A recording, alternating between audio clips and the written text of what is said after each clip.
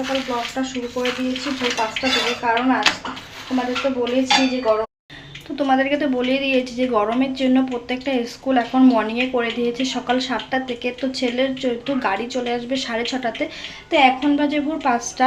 তা আমি উঠে একদম তোড়ঝাড় করে রুটি বানানো শুরু করে দিয়েছি, কারণ আজকে ছেলের যেহেতু মর্নিংয়ে স্কুল, তাই ওকে মানে রুটি বানিয়ে দিচ্ছিলাম। তো আমারও সকাল সকাল একদিকে আমার কাজও তাড়াতাড়ি হয়ে যাবে, একদিকে ভালো।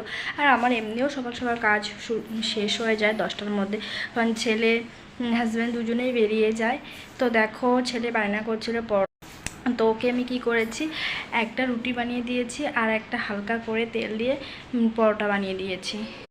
কি করব বলো, ছেলের যেহেতু আবদার মাকে তো পালন করতেই হবে বলো। আর এদিকে দেখো আমি দুধটা গরম করে রেখেছি, ছেলেকে দুধ দিব এখন। মানে ছেলে এত সকালে না, মানে এত সকালে খাওয়ার অভ্যেস নাই, যেহেতু ও 8:30 থেকে স্কুল, তো 8টার সময় খেয়ে যায়। তা আজকে যেহেতু একদমই সকালবেলা 6:30, এখন পুরো 5:30 বললাম, তো 5:30 বাজে। তো 5:30টার সময় ছেলে উঠে গেছে, কারণ গাড়ি যেহেতু চলে আসবে, তাই ওকে আর এত সকালে ভাত দিলাম না, দুধটাই দিয়ে যাব। আজকে যেহেতু ফার্স্ট টাইম যেতে যেতে অভ্যাস হয়ে যাবে, তো আস্তে আস্তে তখন মানে ভাত দিব। আজকে যেহেতু ফার্স্ট, এত সকালে ও খেতে পারবে না, তাই আজকে দুধ দিয়ে আর বিস্কুটটাই দিলাম। নাও খেয়ে নাও, পটাপট খাও, খেয়ে রেডি হয়ে যাও স্কুলের জন্য, ঠিক আছে? আমার ছেলে দেখো বইপত্রের অবস্থা, হ্যাঁ কোনো দিনও আমার ছেলে কোনো দিন বইপত্র ঠিকঠাকভাবে রাখবেই না। আমি যতই গোছাই না কেন ও অগোছানি হয়েই থাকবে। দেখো তো দেখো আমাকে সকাল সকাল একদম পুরো মর্নিং টি নিয়ে বসে গেছি। তো দেখো আমি এখন সকাল সকাল মানে চা খাবো, চা খেয়ে একদম পুরো মাইন্ডটাকে ফ্রেশ করে তারপর তোড়জোড় মিল লেগে কাজে লেগে যাব। আর এই চাটা না খেলে আমার ঘুমটাও ভাঙবে না, আর কাজেও এনার্জি পাবো না।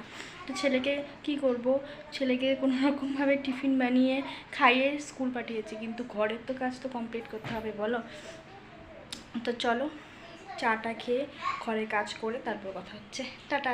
তো দেখো পুরো স্নান টান করে চলে এসেছি, ছেলে তো স্কুল চলে গেছে, তো আর বললামই।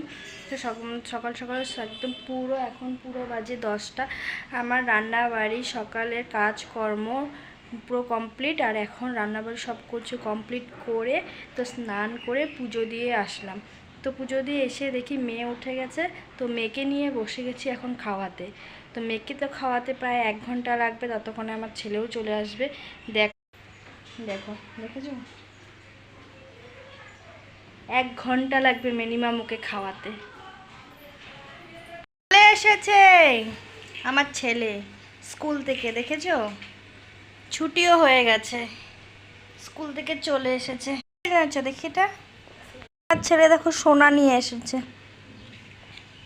সোনা নিয়ে এসেছে আমার জন্য স্কুল থেকে।